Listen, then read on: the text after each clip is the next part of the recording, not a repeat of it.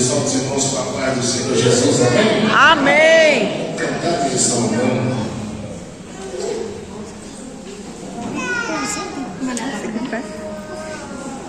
Cantares de Salomão, capítulo número 6.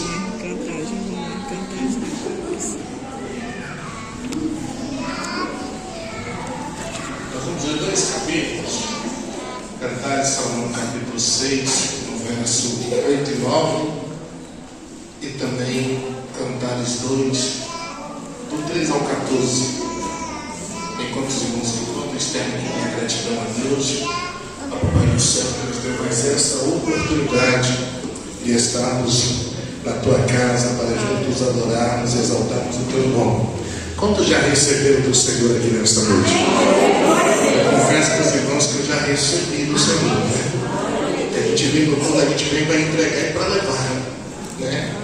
E Deus ele tem sido misericordioso com a minha vida.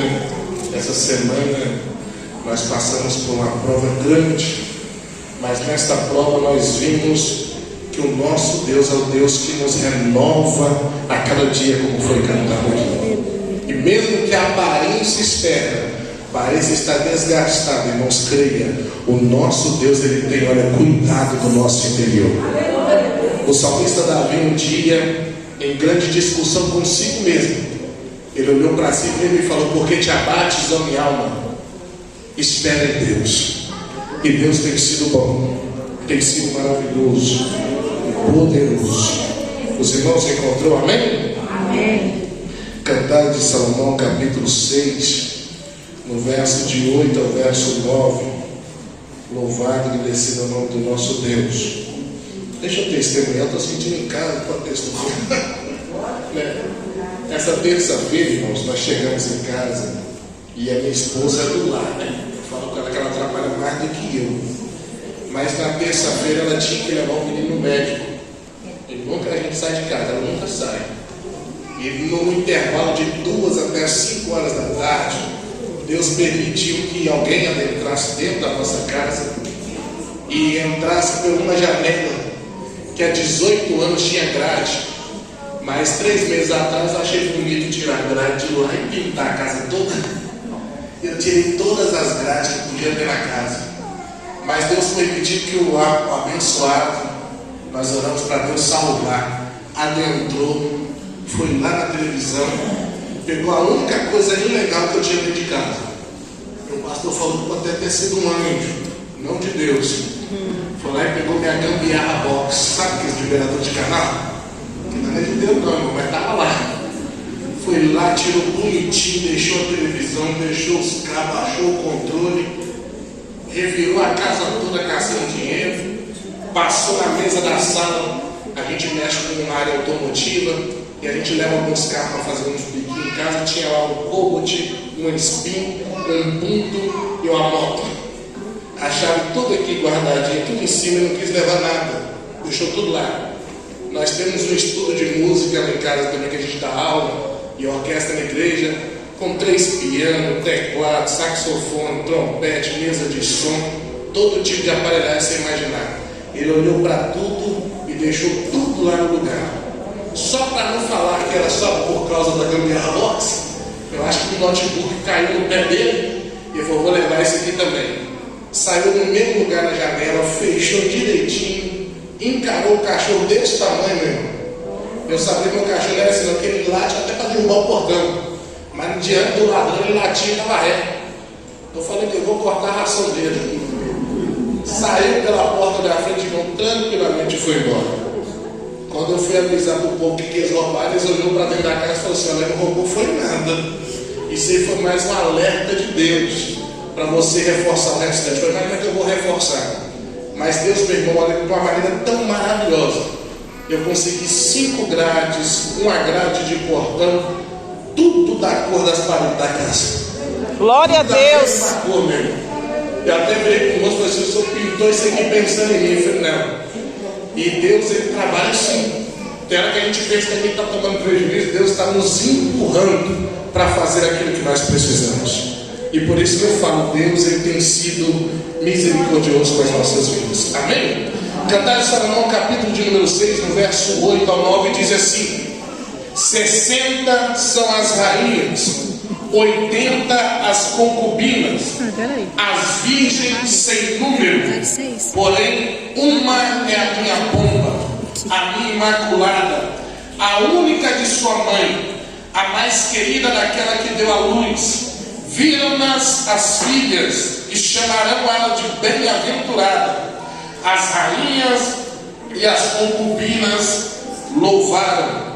Capítulo 2, no verso de número 5. Sustentai-me com pássaros, confortai-me com as maçãs, porque desfaleço de amor. E a sua mão esquerda esteja debaixo de minha cabeça, e a sua mão direita me abrace. Conjuro-vos, filhas de Jerusalém, pelas corças e servas do campo, que não acordeis e nem desperteis o meu amor até que queira. Esta é a voz do meu amado. Eloai que já vem saltando sobre os montes, pulando sobre os outeiros. O meu amado é semelhante ao corso, ao filho do veado. Eis que está detrás da nossa parede, olhando pelas janelas, espreitando pelas grades. O meu amado fala e me diz: levanta-te, meu amor, formosa minha, e vem, porque eis que passou o inverno, a chuva cessou e foi, apareceram as flores na terra, e o tempo de cantar chega, e a voz da rola ouve-se em nossa terra. A figueira já deu seus figos, e as vides em flor exalam seu aroma. Levanta-te, meu amor, formosa minha, e vem, pomba minha, que anda pelas fendas das penhas, no oculto das ladeiras. Mostra-me a tua face e faz-me ouvir a tua voz, porque a tua voz é doce e a tua face graciosa. Amém? Se assente, mas não fecha a tua Bíblia. Se assente com a tua Bíblia ainda aberta. Meus irmãos, esse texto ao qual nós lemos, também texto escolhido pelas irmãs, debaixo de oração, para intitular, trazer um tema a esse trabalho de adoração ao Senhor.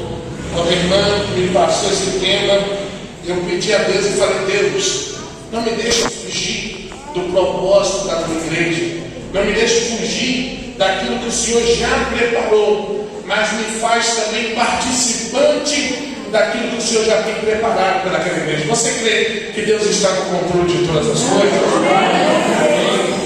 Esse texto, meus irmãos, nós conhecemos muitas das vezes, ou até mesmo raramente, pouco pregado dentro das congregações, porque é um texto a qual foi escrito por Salomão. Salomão, ainda na sua idade, entre os seus 28 anos em diante, ele teve esta graça de Deus, de grande sabedoria, escrever, pelo menos no texto bíblico, 3 livros, que é Provérbios, Eclesiastes e Cantares. Quando Salomão ele vem escrever Provérbios, ele vem mostrar e declarar quão grande é a sabedoria de Deus, quão grande é depender do Senhor. Salomão ele demonstra para nós, nos livros de Provérbios, que todo conhecimento humano ele leva a entender que o amor de Deus ele é gerado por nós. Quando Salomão ele escreve o livro de Eclesiastes, aparentemente parece que Salomão já viveu muito, e não só viveu muito, mas aparentemente está arrependido, porque Salomão, com toda a sua sabedoria, com toda a graça que Deus lhe deu, ele alcançou muito.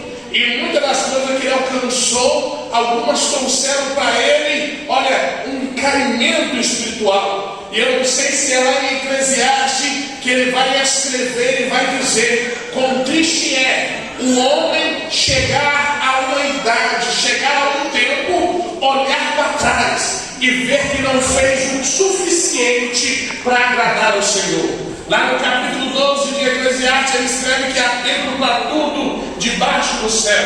Ele escreve que há tempo, mas ele começa a dizer, olha, que nós devemos aproveitar o nosso tempo antes que as janelas se fechem, antes que os dentes da boca venham embora. Eu não sei o que está acontecendo com Salomão, mas ele está se remoendo, porque mesmo tendo alcançado tanto, ele começa a ver que para Deus ele não fez o suficiente. Graça nós damos ao Senhor, porque nós estamos vivendo em um tempo que Deus nos tem dado liberdade para fazer e fazer com ousadia a sua obra. E isso, meu irmão, é para o tempo de hoje, não é para amanhã, porque o amanhã pertence a Deus, mas no tempo de hoje nós precisamos dar o melhor para o nosso Senhor e Salvador Jesus Cristo. Quando Salomão ele chega a escrever o livro de Cantares, muitos vão dizer e vão interpretar o livro de Cantares como uma conversa entre um esposo e a sua esposa, uma conversa entre o noivo e a sua noiva. Muitos vão interpretar este livro dessa forma, dizendo que olha, Salomão falando a sua amada. O povo de Israel também vai trazer uma interpretação, dizendo que também o livro de Cantares é uma demonstração do amor de Deus para com o povo de Israel, é uma demonstração do amor de Jeová para com o povo judeu. Mas nós que sabemos e amamos a palavra, e nós temos mais entendimento, entenda isso, do que um rabino judaico que estuda todo o livro judaico, mas não consegue enxergar que toda a escritura, desde Gênesis até Apocalipse, foi feita e escrita para manifestar a pessoa de Jesus Cristo. Porque João vai dizer, no princípio era o verbo, e o verbo era ele, era Deus, e nada do que se foi feito, olha, não se faria se não fosse por meio dele. Eu digo isso porque nós, mesmo não sendo estudiosos judaicos, mesmo não sendo rabinos, nós entendemos a essência, nós entendemos que tudo que é escrito aqui escreveu-se para mostrar Jesus como nosso Salvador. Eles entendem toda a letra, mas não conseguem ver que Jesus nasceu, cresceu, olha, se tornou no meio deles e foi crucificado por eles. Nós, com esse entendimento, também entendemos que o livro de Cantares não é só uma mensagem para a noiva, não é só uma mensagem para o povo de Israel, é uma mensagem também para a igreja atual, a igreja de Cristo, que vai morar no céu. Entenda isso, para que nós possamos entender melhor esse texto, esse tema que as irmãs escolheram. Eu gostaria que você retornasse comigo lá no Antigo Testamento. Eu gostaria que você retornasse comigo lá dentro do livro aonde de Gênesis, que fala sobre o jardim do Éden. A Bíblia vai dizer que Deus criou o homem, Deus criou Adão, lá no jardim colocou ele, e a Bíblia vai dizer que Deus visitava, Deus tinha um relacionamento particular com Adão. Mas a Bíblia vai dizer que de repente Adão e a sua ali conjuga Eva, eles vão desobedecer a ordem de Deus, eles vão pecar contra o Senhor. E quando eles pecam contra o Senhor, escute bem, Deus ainda continua a procurar o Adão dentro do jardim. Você me entendeu? Eu estou dizendo, antes de Adão pecar, Deus ia no jardim à tarde visitar. Depois de Adão pecar, Deus continuou indo no jardim visitar. Deus não mudou a sua atitude, Deus não mudou a sua postura, mas quando Deus chamou Adão e Adão não se manifestou, Deus chamou de novo e falou: o que está acontecendo, Adão? Eu venho aqui toda a tarde, mas porque hoje tu está escondido? E Adão vai revelar o que o pecado faz na nossa vida. O pecado nos constrange, o pecado nos impede de estar contemplando a face do nosso Deus vivo e adorado. Adão está escondido dizendo: eu não posso me apresentar, porque eu me vejo que estou nu. E Deus pergunta a Adão: quem disse para você que tu está nu? E Adão vai dizer: não, pai, eu comi dos frutos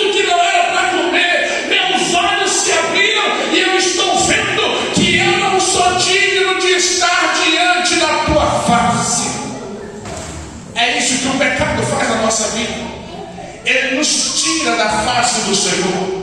Mas só que eu quero que você entenda, o desejo de Deus sempre foi de estar face a face com você. Tanto que o Adão está em pecado, mas Deus está lá no jardim para visitar. Tanto que o Adão está decaído, mas Deus está lá na porta batendo. Não é isso que a Bíblia diz? Eis que estou à porta e bato. Não importa, ele está dizendo o que você fez. Eu estou aqui na porta batendo. Se você abrir a porta, eu vou adentrar e vou fazer morada. Entenda.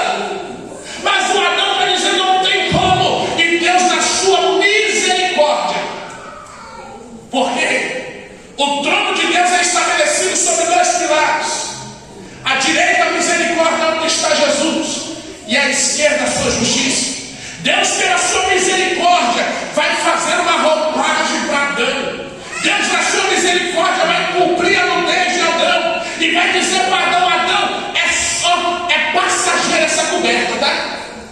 Porque vai nascer um da virgem, e esse, olha, ele vai nascer sem pecado, vai crescer, vai provar ser um novo Adão, vai vencer as tribulações, vai morrer na cruz pelos seus pecados, mas no terceiro dia vai ressuscitar.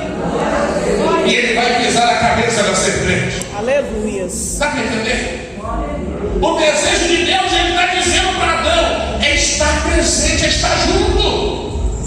A Bíblia vai dizer que quando Deus escolhe Abraão, lá na terra de Ur, não foi porque Abraão era bonzinho, não. Deus escolheu Abraão porque Deus queria. Enquanto a graça dele não chegasse através de Cristo, Deus queria se manifestar no meio do povo.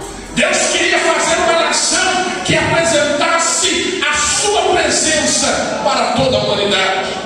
A história você conhece. De Abraão veio Isaac, de Isaac veio Jacó, de Jacó veio as 12 tribos de Israel. Entre as 12 tribos de Israel nasce um menino chamado José, que é levado para dentro do Egito. Lá dentro do Egito, o povo adentra com 75 parentes, mas quando estão a mais de 600 mil, além de mulheres e crianças, Deus decide tirar de dentro do Egito e levar para a terra que manda leite e mel.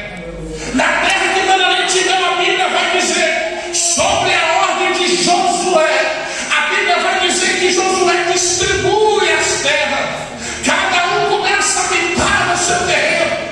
E o povo de Israel agora está habitando na terra que manda leite e mel, dentro de Israel. E o povo, ele é referência. Que referência?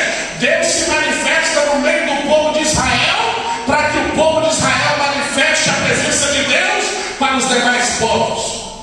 A única coisa que Israel tinha que fazer era levantar de manhã, adorar o Senhor, ir para o campo e, olha, trabalhar no campo. Quem dava crescimento era Deus. Voltar para casa, adorar o Senhor e deitar. Só isso. Mas a Bíblia vai dizer que o povo de Israel começava a olhar os vizinhos e começou a olhar os filisteus e falou: mas peraí, os filisteus têm rei e a gente não tem. O povo de Israel tinha juízes. Deus levantou 13 juízes no meio do povo de Israel, mas o povo de Israel está dizendo: os amorreus têm rei, os filisteus têm rei, os jebuseus têm rei, e só nós de Israel que não temos um rei. Eles vão chegar diante de Samuel. Samuel é juiz, Samuel é profeta, Samuel é sacerdote.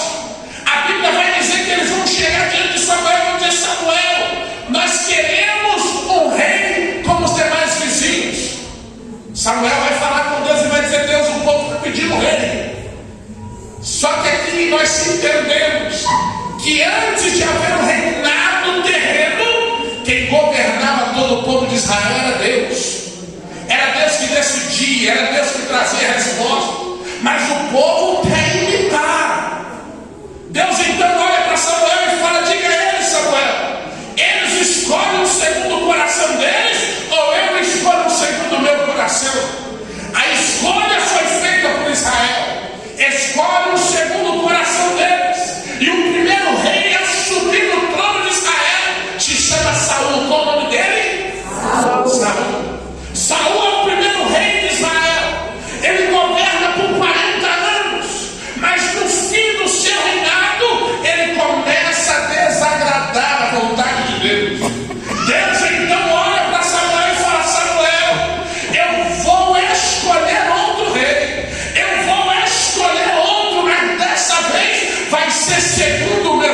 coração. Eu imagino, quem sabe, Samuel olhando dentro de Israel e dizendo: não vejo ninguém que tenha a capacidade de Saul. Mas Deus está dizendo para Samuel: vocês escolhem através dos olhos, mas eu escolho através do coração. Deus está dizendo para Samuel: enquanto você está insistindo com Saul, os meus olhos já acharam. A Bíblia vai dizer que já acharam. O salmista vai dizer: achei a Davi, meu servo. Você não está entendendo? Levante a tua mão em nome de Jesus. Talvez você está dizendo: meu pastor, eu não estou aqui preparado, não sou da graça, ninguém me vê. Mas eu vim aqui para te dizer: talvez o homem não te vê, mas os olhos do Senhor já te encontram. Aonde você está? A Bíblia vai dizer que Deus achou. Quem achou foi Deus. Deus achou a Davi. Deus consagrou Davi. Davi vai subir no trono, vai reinar mais 40 anos. É um homem segundo o coração de Deus. Só que nesses 40 anos que Davi reinou, mas lutou. Davi reinou, mas batalhou. Tantas guerras Davi venceu, que em uma das batalhas, Davi chegou na sua casa, foi abrir a mão para soltar a espada não saiu da sua mão, porque era tanto sangue que ele tinha na mão, que havia coagulado juntamente com a espada, agarrou. Davi tinha tanto sangue na mão, mas era um homem segundo o coração de Deus. Ele reinou 40 anos em guerra, mas no seu coração ele tinha um desejo de fazer uma casa para Deus, fazer uma casa para a Arca da Aliança. Davi morava no palácio, a arca ficava dentro de uma tenda. Davi começou a falar com Deus: Deus, deixa eu construir. Mas Deus olhou para Davi e falou: não, Davi, tu não vai construir porque na tua mão tem sangue. Mas Deus, pela sua misericórdia, olhou para Davi e falou: você não, mas os teus filhos irão fazer. Sabe por quê, meu irmão? Tem muitas coisas que você não foi chamado para fazer. Tem muitas coisas que você foi chamado para outra área. Mas não se preocupa, não. Deus, ele tem os seus escolhidos para fazer tudo aquilo que ele precisa. Deus está dizendo para Davi: na tua mão não dá, Davi. Na tua mão não pode, mas o teu filho vai construir. Davi, sabe o que ele faz? Ele começa a juntar ouro, começa a juntar prata. Ele faz aquela oferta bonita, deixa tudo preparado. Não é porque ele não pode fazer que ele também não coopera. Não é porque ele não pode fazer que ele também não vai. Não é também porque ele não pode fazer que ele vai falar mal contra ele. Ele vai dizer: eu não posso, mas posso ajudar, mas posso contribuir, mas posso orar, mas posso dizer para Deus usar. Eu não posso ir, mas onde eu estiver, eu vou estar clamando para Deus salvar, para Deus fazer milagre. Davi deixa tudo preparado, meu irmão, tudo no jeito. Aí de repente está na hora de Davi passar no trono para o seu filho, e ele vai passar no trono para Salomão. Escute bem: Saul reinou 40 anos, Davi reinou 40 anos, e agora está na hora de Salomão reinar. Quando Salomão vai receber de Davi, quando ele vai receber de Davi no trono, Davi chama Salomão. E a coisa mais importante, muito mais importante do que passar uma herança para o filho, passar uma segurança para o filho, passar verdade para o filho, é passar um legado para o filho. Davi vai chamar Salomão, vai mandar ele colocar na mão debaixo da sua ponta direita e vai mandar ele jurar. E a primeira coisa, Davi olha para Salomão e fala: ser homem. Honra aquilo que você tem recebido. Segunda coisa, Salomão: construa uma casa para o Senhor nosso Deus. E ele ainda vira para Salomão e fala: olha, honra o Senhor teu Deus, porque enquanto você honrar Ele, Ele vai te honrar. Salomão, ele está, para você entender, Salomão está assumindo agora um reinado grandioso em crescimento.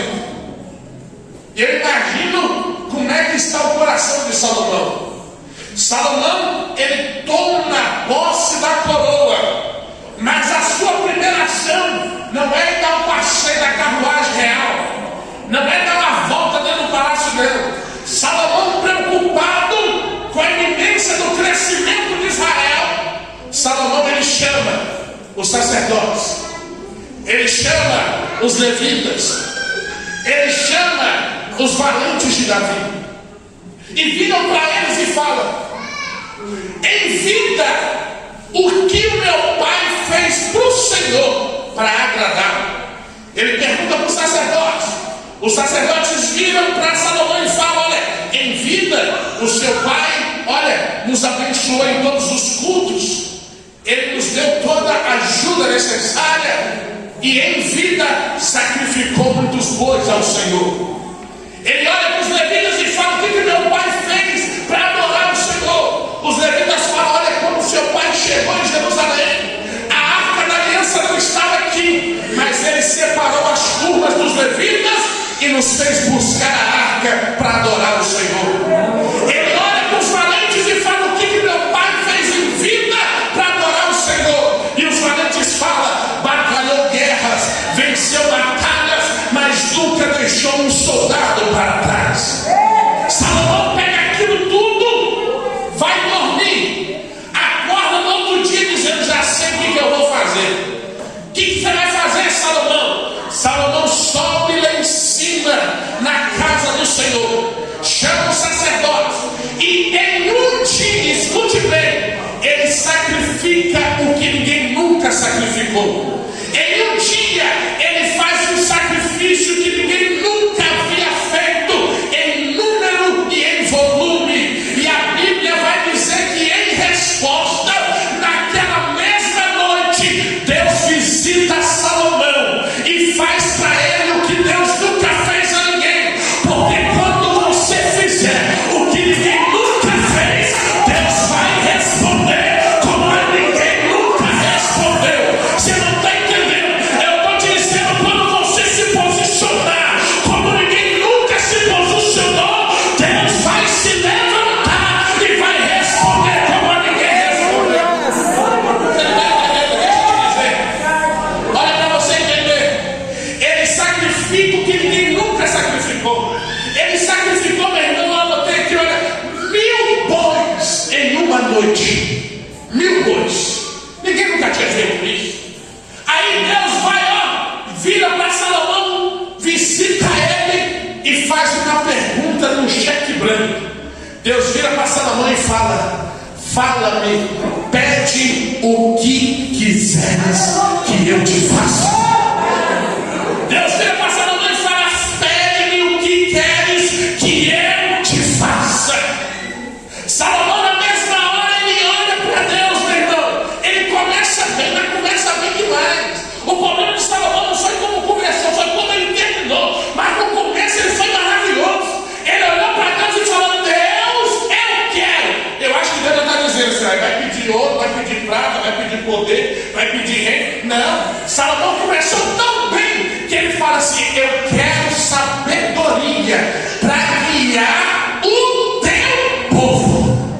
Você entendeu? O rei é Salomão, mas ele está olhando, estou conversando tão bem que ele está dizendo para Deus: eu sou rei, mas o povo é teu. Eu sou rei, mas eu sei que o povo é teu. Você não está entendendo, meu irmão? Quer ter vitória na tua vida? Comece a entender que aquilo que você tem não é teu.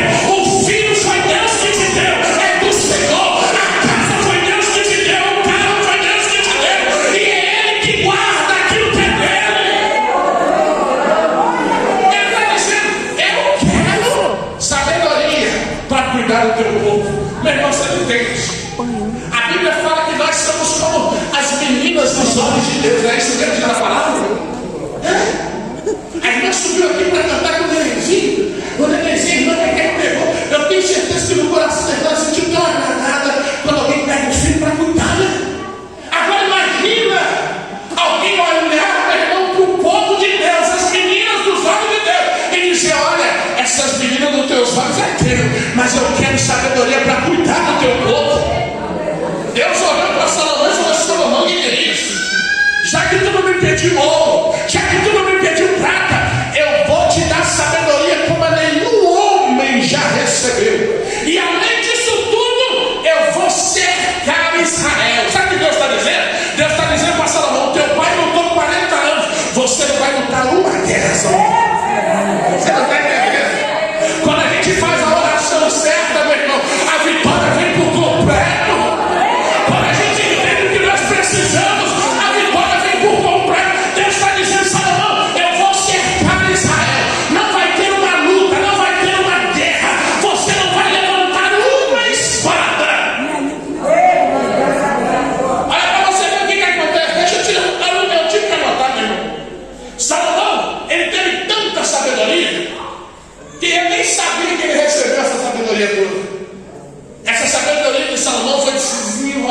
um grande problema.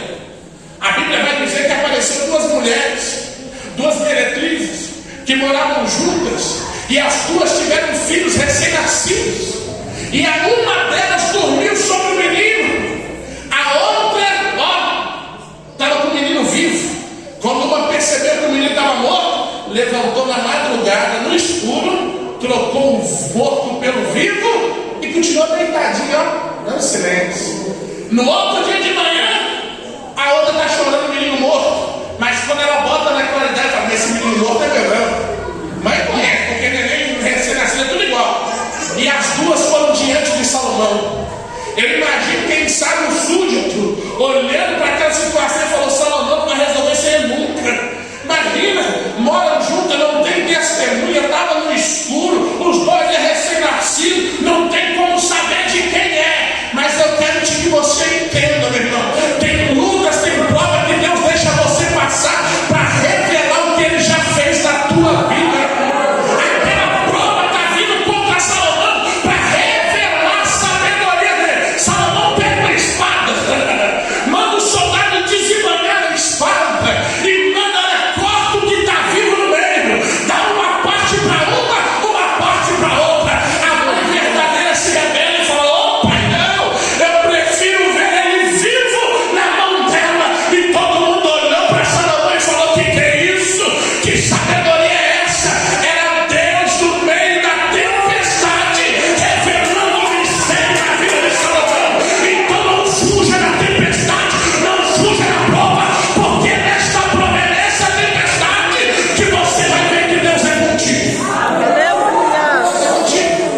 Salomão começa a reinar com tanta sabedoria. Escute bem, eu anotei aqui só para a gente não perder, meu irmão, mas escute bem. Salomão, primeira coisa que ele faz, meu irmão, ele começa a construir a casa do Senhor. Ele começa a construir a casa do Senhor. A casa do Senhor levou 7 anos para construir, mas a casa dele, por vaidade, ele demorou 13 anos. Imagina, Salomão começou a ficar tão vaidoso, já que ele não tinha que lutar, já que ele não tinha guerra, ele começou a trabalhar dentro de Israel. A primeira coisa que ele fez, aboliu a escravidão dentro de Israel. O povo trabalhava porque era escravo. Salomão fez diferente. O escravo trabalha revoltado, nervoso, está trabalhando porque é obrigado. Salomão começou a dar salário, Salomão começou a pagar. Nas outros reinos era escravidão, mas quem vir para Israel vai receber salário, vai receber férias. A multidão foi para dentro de Israel. Era tanta gente trabalhando que tinha 70 mil pessoas para subir a montanha, para buscar madeira preciosa. Tinha 80 mil que buscavam joias preciosas no meio da floresta. Entre esses todos, tinha 3.600 inspetores que andavam no meio do povo dizendo: trabalha porque Salomão paga bem, trabalha porque Salomão é justo. E meu irmão, Israel foi crescendo de uma maneira tão grande, tão grandiosa, que até lá em Sabá ficaram sabendo da glória de Israel e da glória de Salomão. A glória era tão grande, só para você ter ideia, a receita anual que eles recolhiam dentro de Israel, meu irmão, era como se fosse 36 mil quilos de ouro por dia. Era tanto ouro que Salomão não tinha prata dentro de casa, Salomão não tinha copo de pasta. Tudo que tinha dentro da casa de Salomão era de ouro. A Bíblia vai dizer lá em 1 Reis que ele tinha 80 mil taças de ouro. 80 mil taças. A Bíblia vai dizer que um banquete, uma comida de um dia, está lá em 1 Reis, meu irmão, era 600 quilos de farinha, era 89 bois que eram mortos num dia, era comida, meu irmão, para mais de 12 mil pessoas que se assentavam na mesa de Salomão, por dia, era por dia. A grandeza de Salomão era tão grande que a rainha de Sabá foi visitar, e quando ela chegou lá, ela pensou que o porteiro era o rei. O cara estava alinhado, bonito. Ele falou: eu sou só o porteiro, o rei está lá dentro. Como é que faz para alcançar o rei? Era difícil. Salomão, meu irmão, já que ele não tinha ele tinha carruagens de guerra de última tecnologia. Ninguém queria mexer com Salomão, sabe por quê? Porque Salomão, se ele fosse para a guerra, ele vencia. Salomão, ele tinha, preste atenção, ele tinha 70 mil soldados que cuidavam das fronteiras, mas a sua guarda particular era composta de 12 mil soldados. 12 mil soldados que andavam do lado de Salomão. Salomão, quando descia lá no alto do monte, no seu castelo, para se banhar nas águas, a Bíblia vai dizer que 6 mil soldados faziam escolta. E os 6 mil soldados vestiam linho fino, nos seus cabelos tinham papelotes de ouro. E diz a história, Joséfo, que quando Salomão descia no meio deles, o sol batia nos papelotes dos cabelos, refletia no rosto de Salomão, e o povo gritava: nunca houve um rei maior do que Salomão. O povo gritava em ousadia. O povo gritava, meu irmão, de uma maneira tão grande que a rainha de Sabá chegou lá, ficou maravilhada, levou ouro, levou tudo para Salomão. Salomão falou: eu não quero nada do teu ouro, mas tudo que você trouxe, leva de dobro do meu reino para o teu reino. Ele era grande, meu irmão, diz, tão grande, que o povo batia no peito e gritava: nunca houve e nem haverá um rei tão grande como Salomão. O povo, quando via, ouvia, porque não conseguia chegar perto de Salomão, eles bradavam e diziam: ele é grande, não tem outro maior. Mas eles que não conheceram o Cristo Jesus que nós conhecemos, eles que não viram o meio nazareno lá dentro de Nazaré, levantando a voz na frente de Jerusalém, dizendo: eis aqui um que é maior do que o rei Salomão. A Bíblia vai dizer que foi o próprio Jesus que falou. O próprio Jesus olhou, bateu no peito e disse: eis aqui quem é maior. Eles não entendiam, naquele tempo eles não conheciam, mas Isaías vai dizer: não tinha parecer em formosura, mas ele é maior, porque ele é rei dos reis e é rei para sempre. Ele é rei e sempre será rei em nossas vidas. Aí eu te falo, irmão, se a rainha de Sabá chegou dentro de Israel e Salomão teve a ousadia de dizer: o que quiser do meu reino, você pega e leva, imagina o que Jesus está dizendo para você hoje. Ele que é rei dos reis, Senhor do Senhor, o que ele está dizendo para você? Imagina dizendo: o que você quer, minha serva, peça que eu te dou. O que você quer, pode pedir que eu te entrego. Salomão foi tão reconhecido, tão grandemente usado, que a própria analogia de Cantares não só transmite a fala de Salomão para a sua noiva, mas também reflete a fala de Jesus Cristo para a sua igreja. Escute bem, Salomão, com tanta sabedoria, tão estudioso, Salomão decidiu perguntar para os seus súditos o que o povo achava dele. E o povo, imagina, meu irmão, diante de um rei tão grande, o que eles vão dizer? O senhor é maravilhoso, o senhor é grande. Salomão decidiu fazer uma experiência social. O que ele fez? Salomão, olha, na madrugada, se levanta, chama o seu copeiro, vira para o seu copeiro e fala: vou dar uma volta no reino. O copeiro traz a coroa, traz o manto real. Salomão olha para o copeiro e fala: não, eu vou disfarçar. Eu vou como pastor de ovelhas. Traz para mim uma roupa de pastor de ovelhas. Traz para mim uma roupa humilde, porque eu quero me disfarçar. A história vai dizer: Salomão se veste de pastor de ovelhas, e ele vai sair de dentro do palácio. Como ele vai sair, o sentinela lá de cima diz: olha lá, pastor de ovelhas, onde tu vai? Não reconheceu Salomão. Salomão vai dizer: eu vou conhecer o reino de Salomão.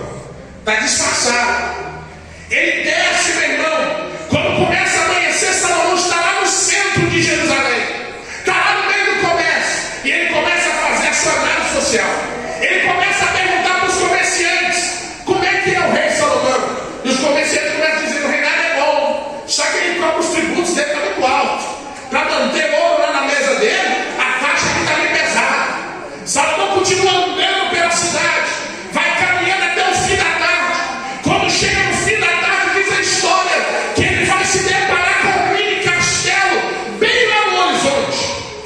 perto. Quando ele chega perto, ele vê que em cima do castelo tem atalaias, jovens com uma corneta na sua mão. Salomão se aproxima mais, adentra daquele lugar. Quando ele adentra dentro daquele lugar, ele vê moças vestidas de brancos, pisando uvas. É uma garra. Ele chega perto da primeira que ele vê, porque o sol reluzente bate no rosto dela, e ela é uma morena. Ele chega perto dela e fala: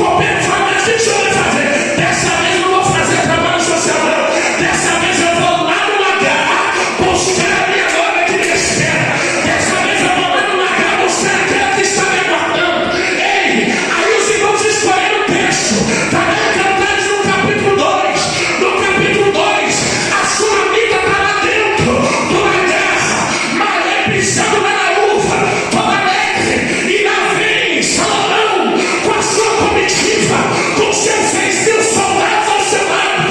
De repente, os atalaias começam a tocar trombeta, a Sunamita lá dentro começa a pular e dizer: ei, ele vem saltando pelos montes, ele vem saltando pelos montes, e outro olho para quem é o meu amado, é o meu noivo, ele vem saltando pelos montes, ele vem saltando pelos hotéis, o meu amado é semelhante ao vosso, ele vem saltando. Do outro lado, está o nome dizendo: é o mestre, minha amada, levanta, porque já passou o inverno, levanta, porque já cessou o tempo, apareceram as cores, a terra é tempo Sunamita de cantar, porque olha, eu voltei para te levar para morar comigo, eu voltei para te levar para onde eu nos prometi. Se coloque sobre os teus pés, deixa eu te dizer, meu irmão, esta cena, esta história vai acontecer novamente, mas não vai ser Salomão montado no cavalo, não, vai ser o próprio Jesus que vai aparecer nas nuvens. Meu irmão, na sua coxa está escrito: Rei dos Reis, Senhor dos Senhores, e ele vai vir buscar um povo que aguarda, um povo que espera, um povo que tem as vestes lavadas, para morar com ele eternamente no céu. Para morar com ele eternamente no céu. Salomão está dizendo lá no Maracanã, está dizendo: ei, a figueira já deu o seu fruto, ei, a vide, as flores já eriçaram seu aroma, é hora, pomba minha, de fendermos as fendas. Você crê nesta palavra, meu irmão? Ele vem, foi nos preparar um lugar e nos prometeu que ele vai voltar para nos levar para morar com ele. Ele vai voltar, meu irmão. Não é história, não. É palavra revelada do Senhor. Breve os céus vão se abrir e a igreja preparada, lavada, remida no sangue do Cordeiro, vai se encontrar com Jesus o Nazareno para todo sempre da glória. Oh, Jesus! Cadê aquele irmão para louvar aquele aqui? Eu quero, meu irmão, que nesta noite você entenda esse texto. A Sunamita permaneceu, mesmo depois de ver o seu Salvador, ela permaneceu lá no sol escaldante. Quem sabe levanta